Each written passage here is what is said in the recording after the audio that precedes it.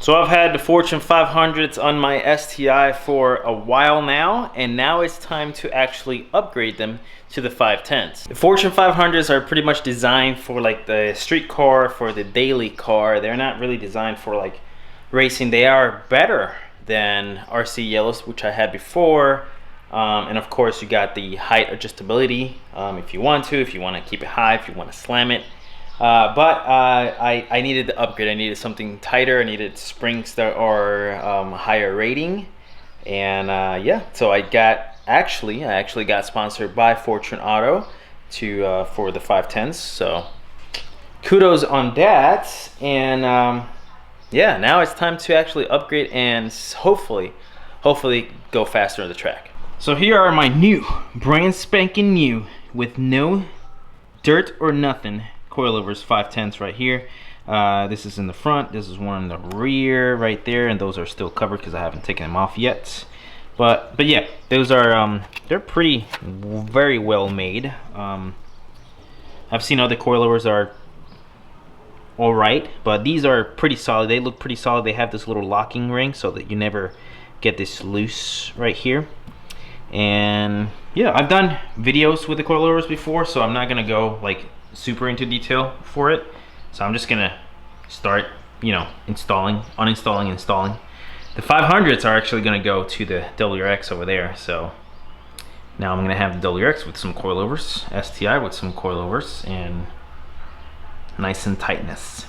I've had a problem with the 500s trying to run this 275s, so I do have to push the camber bolts out to positive and then use the camber plate to go on the negative side to make sure that the tire doesn't touch at all the spring. Pretty much that's where it's actually touching the spring. I've installed so much coilovers, I've done so much suspension that I know exactly what I'm gonna do. I'm gonna take my time because I'm in pain. I've been working out so much, so I'm gonna just take my time, but I'm gonna get this done real quick and then show you what you got. I have to go up and down to try to make sure that I adjust, because I have to lower it just a little bit in the front, get it higher from the back a little bit. So I usually do one side first. So I do this side first, and then adjust this height, and then I measure, and then I just put the other coil over exactly what it is, so I don't have to go up and down trying to get the height that I want to. So that's the way to do it. It's do one side only, measure, and then do the other side. So let's get to it.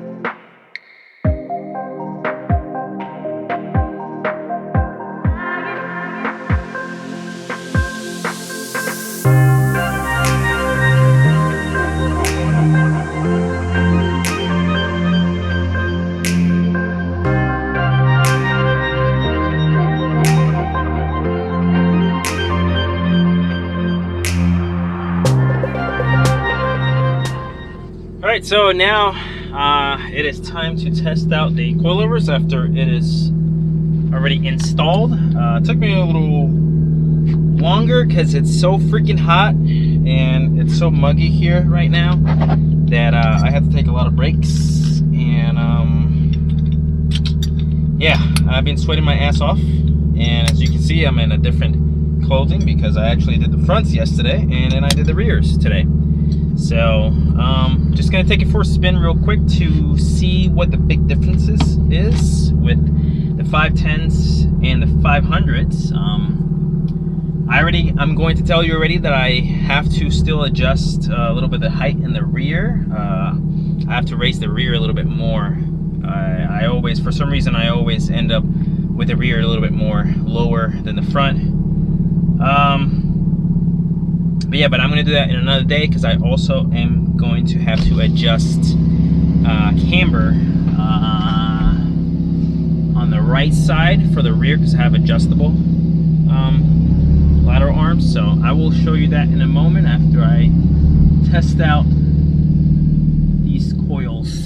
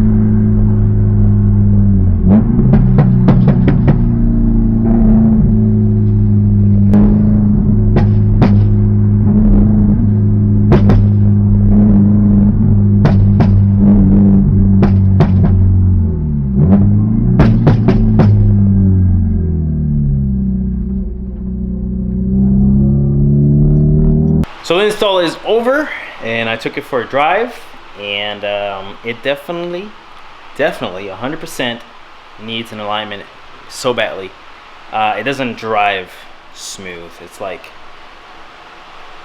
it kind of wobbles sometimes, and I guess like it feels tighter going in one direction than the other direction. So every single wheel camber is off because I just did it by eye, basically.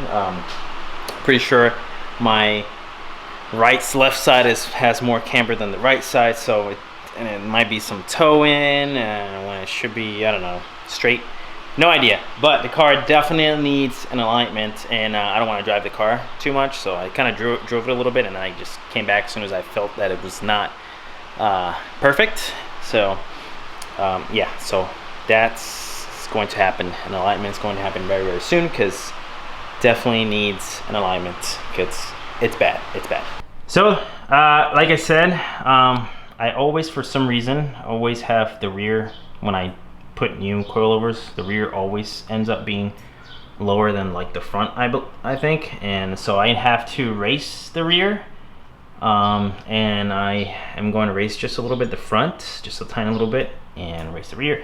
But I'm just gonna let it sit here for a little while I do the other work, you know, because I still got more stuff to do that is on my list. So it settles in, and then after that, take it to get in line, and hopefully it is in perfect condition, and it's good to go. So I'm going to take it for alignment and do like -3.5 in the front and like maybe -2.5 in the rear. Just to make sure that it doesn't rub in the rear, because the fat tires do rub a little bit. But overall, it does feel a lot tighter. I guess dampening is pretty tight.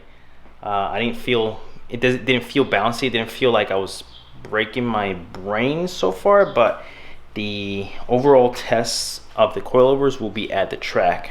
So I don't know, you know, how they perform with hard driving until I actually take it to the track. I do have a little bit, you know, a little twisties close by. It's like in a residential area, kinda. Well, it's not residential. I live in the Goonies, but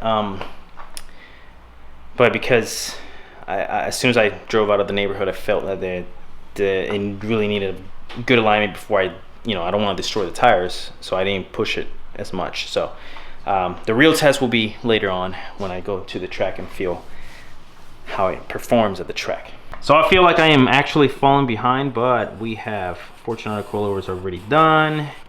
I should be having my rotors coming tomorrow. I haven't ordered this yet, and then we're gonna start working on the next stuff, because I am so far behind that it's not funny. So I gotta work on my car. So it's really hot, and I'm sweating right now just standing here. And this is where I'm gonna end the video, so I can go cool down inside. There's a wasp in here for some reason. There's always wasp in my garage. But yeah, sweating. But this is it. I hope that you guys enjoy this quick video.